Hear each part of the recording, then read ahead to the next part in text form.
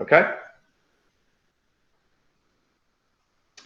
So what about offsets? This is a big thing for a lot of people. People owe back taxes, they owe student loan debts, they owe money to the state for certain things. There are all kinds of things where refunds are typically offset. So you don't get your refund if you're entitled to a refund. Instead, the government takes that and uses it to pay off debt that you owe.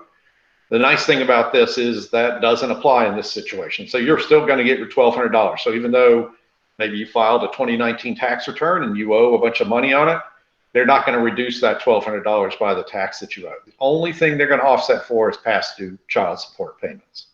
So that would be the only reason you don't get your full amount. Okay. Why don't I stop for a second, because I've already gone through a lot of information and I don't want to go too far before I stop and let people ask questions if they have any at this point, and then we'll go through kind of some of these tools that are on the irs.gov.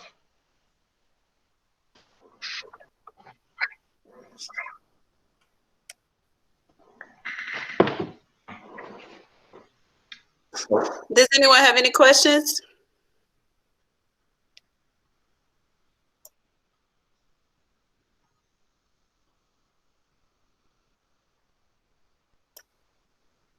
Okay, we can keep going. Okay.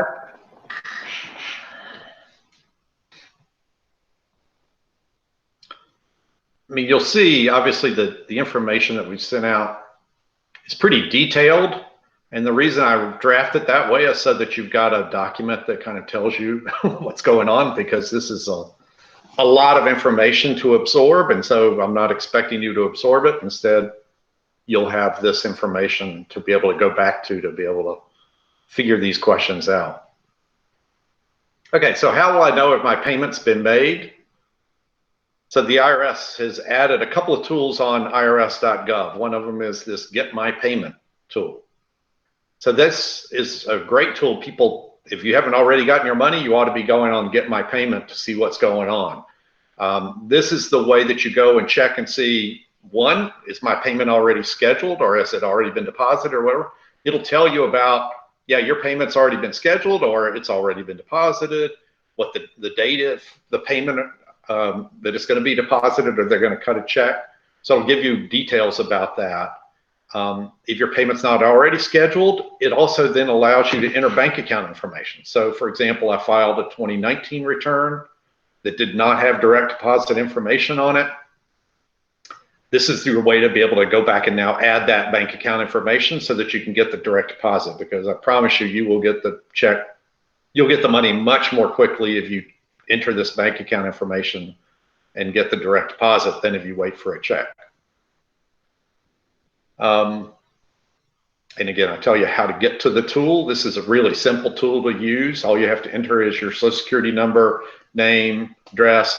Then once you get into the tool, it'll ask you, you'll need your, whatever the last return you filed was, if you filed a return 18 or 19, because it's going to look for what your adjusted gross income, it's going to ask you for that. So you're going to need that prior return to be able to give the IRS the information to come, so that they know that you are who you say you are, and then you can enter that bank account information for the direct deposit.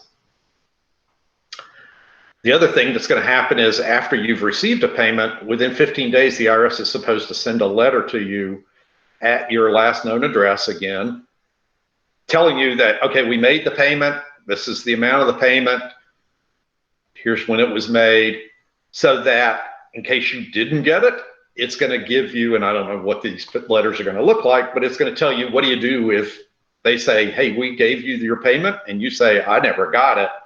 There's going to be a way to contact the IRS in order to find out what happened to your payment. Okay?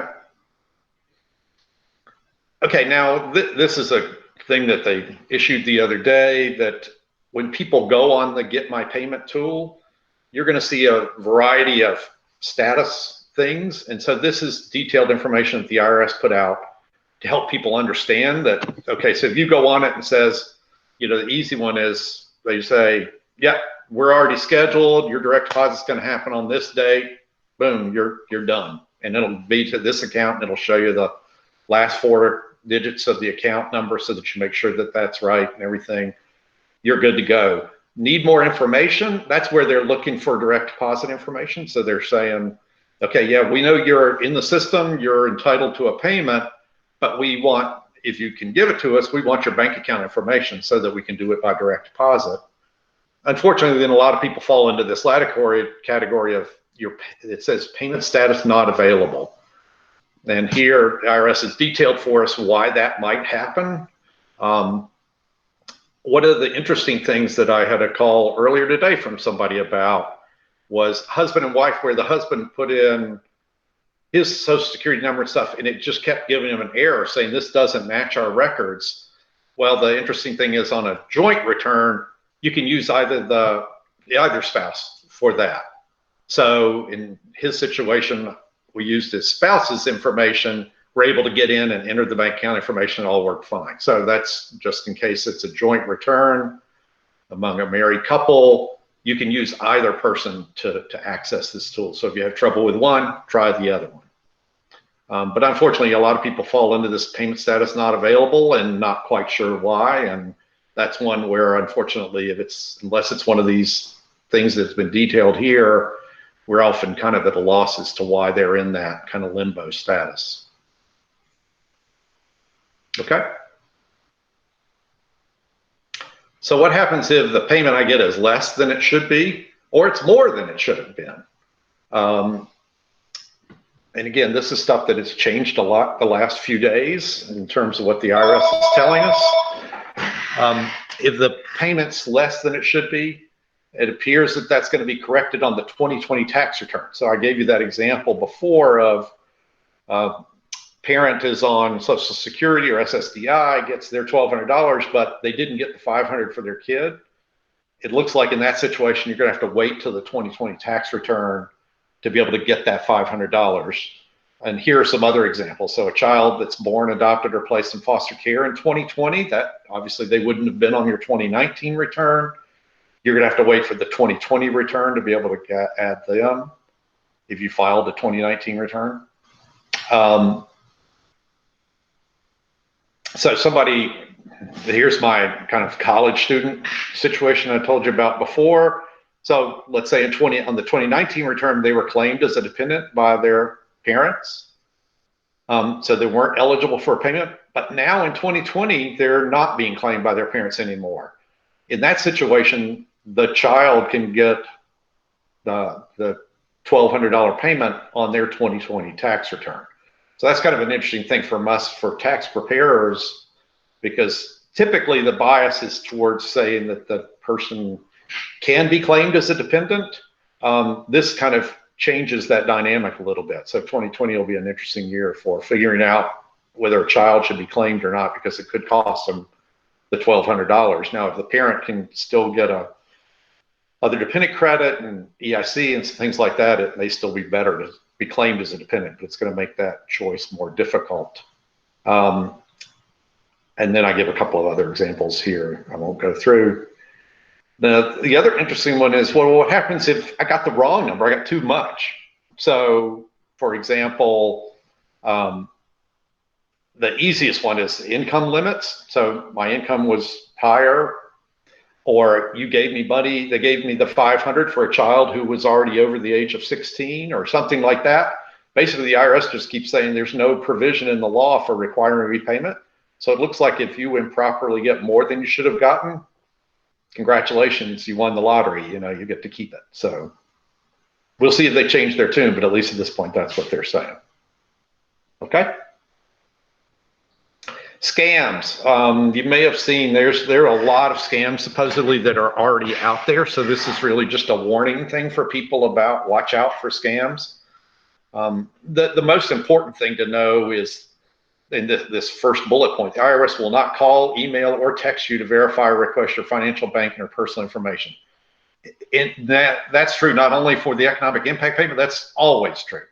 So if anybody ever gets a call from the IRS or an email or a text from the IRS, that's not from the IRS. The only way the IRS ever communicates with people is by letter, through the mail.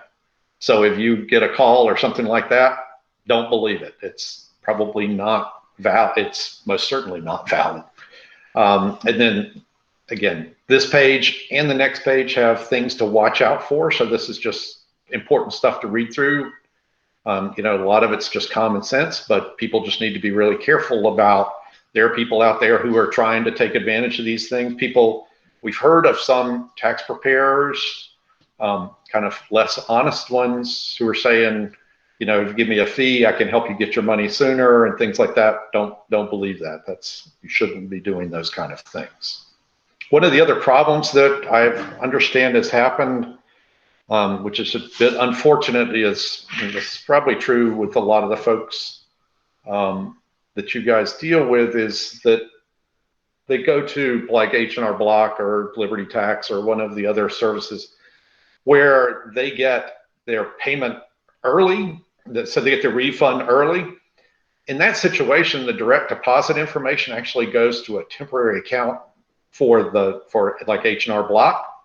It's not your direct deposit information, it's the preparer's direct deposit information. So unfortunately, in that situation, the IRS does not have the correct bank account information. And there, I don't think you can use the Get My Payment tool or the non-filer tool to correct that. I think you're basically stuck with eventually getting a check. So it's going to slow it down if you went through that process. You could try to do it on Get My Payment. That would be the way to try it, to put in the your own bank account information instead of the information that the preparer used. But I wouldn't guarantee you that that's going to work. Okay. So how can I file a 2019 tax return? So if I'm in a situation where I need to file 2019 to get this payment, what can I do at this point? So one is, there are lots of free file services that are available on irs.gov that you can use to do the return yourself if you're comfortable doing that. Now, once things return a bit to more normal around here, we're going to, at least at the Senior Center, we're going to be reopening our VITA site. The intent at the library in Carolina Beach is to do the same, but at this point, nobody kind of knows what's going to happen with those. But once hopefully we're able to reopen, people can come in there to have their 2019 returns prepared. You can always go to a paid preparer, which hopefully you don't do that. You can come to VITA instead and get it for free. And then just a reminder that everybody's extended to July 15th. So the 2019 returns aren't due until July 15th for everybody.